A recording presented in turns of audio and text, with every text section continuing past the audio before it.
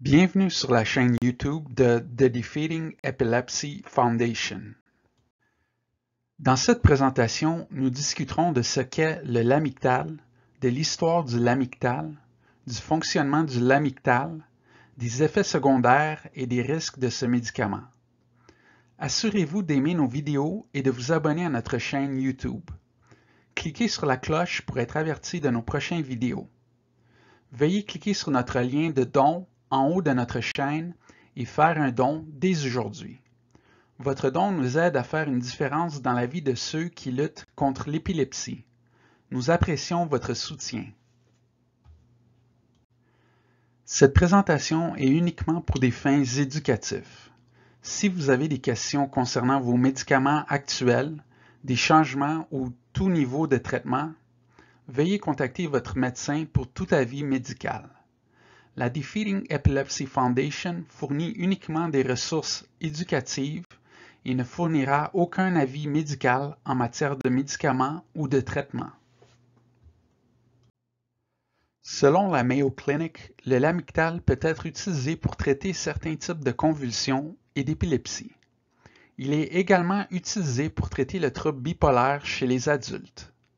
Le lamictal est classé comme un médicament antiépileptique de la classe des phényltriazines et peut être utilisé pour traiter les crises partielles, les crises tonico-cloniques ou le syndrome de Lennox-Gastaut.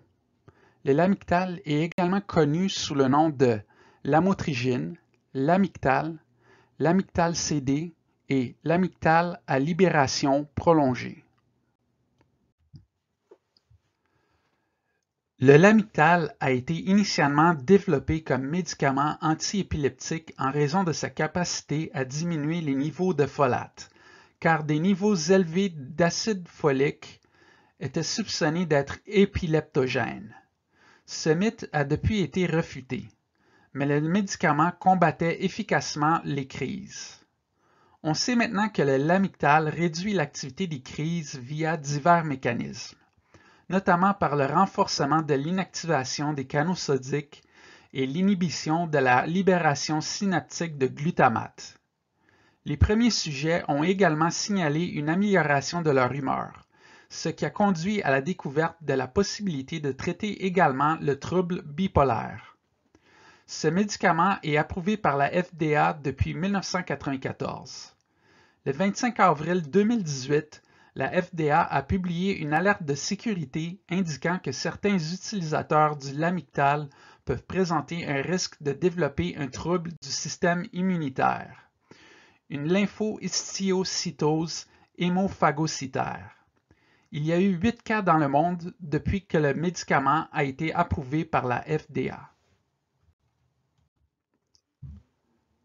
Selon PubChem, le lamictal est une phényltriazine synthétique dotée de propriétés anti-épileptiques et analgésiques. Le lamictal renforce l'action d'un neurotransmetteur inhibiteur appelé acide gamma-aminobutyrique, ce qui peut entraîner une réduction de la transmission des signaux liés à la douleur le long des fibres nerveuses. Le lamictal peut également inhiber les canaux sodiques, supprimer la libération de glutamate et inhiber la recapture de la sérotonine.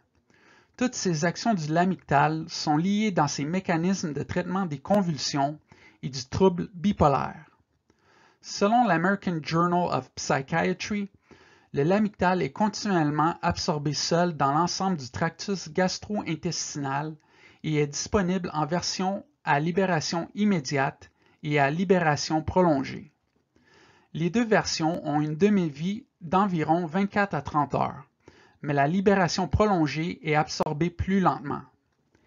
Il existe certaines interactions médicamenteuses affectant les taux plasmatiques lorsqu'ils sont pris simultanément avec la carbamazépine, la phénitoïne et le phénobarbital.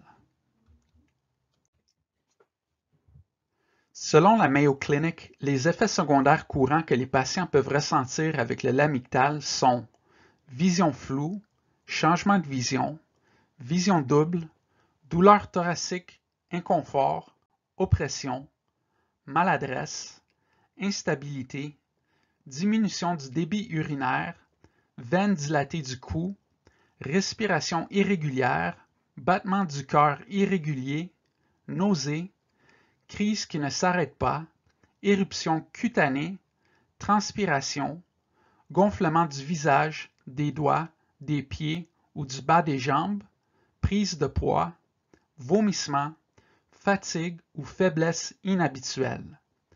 Le lamictal peut provoquer le syndrome de Stevens-Johnson. Demandez de l'aide si vous présentez des signes d'éruption cutanée qui se propagent et qui forment des ampoules. Contactez immédiatement votre médecin si vous ressentez des effets secondaires graves. Il est important de consulter régulièrement votre médecin au cours des premiers mois de traitement par lamictal, surtout si vous souffrez d'épilepsie.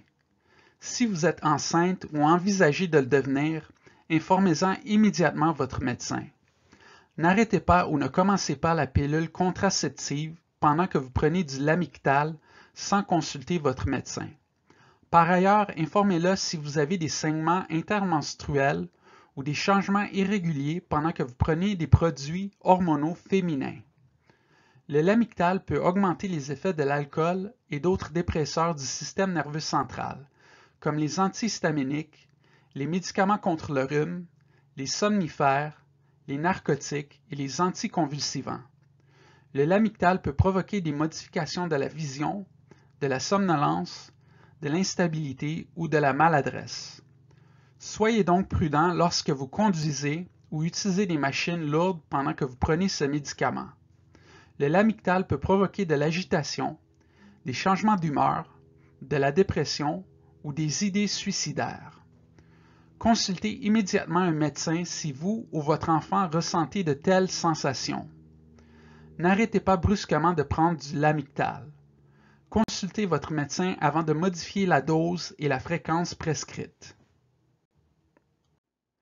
Le lamictal est un médicament anticonvulsivant antiépileptique qui peut être utilisé pour traiter certains types d'épilepsie, les crises partielles, les crises tonico-cloniques ou le syndrome de Lennox-Gastaut.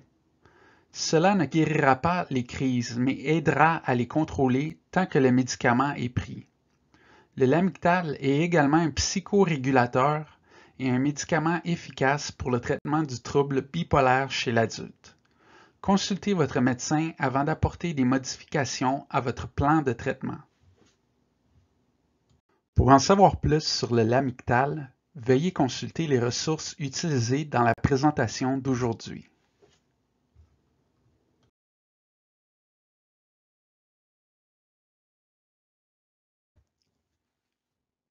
Veuillez aimer et vous abonner à notre chaîne YouTube. Suivez-nous aussi sur nos comptes de médias sociaux. Nous aimerions avoir de vos nouvelles. Laissez-nous un commentaire ci-dessous ou écrivez-nous à info@defeatingepilepsy.org. Merci pour votre soutien et ensemble nous vaincrons l'épilepsie. Découvrez nos autres superbes vidéos et abonnez-vous dès aujourd'hui. Vous avez le pouvoir de vaincre l'épilepsie.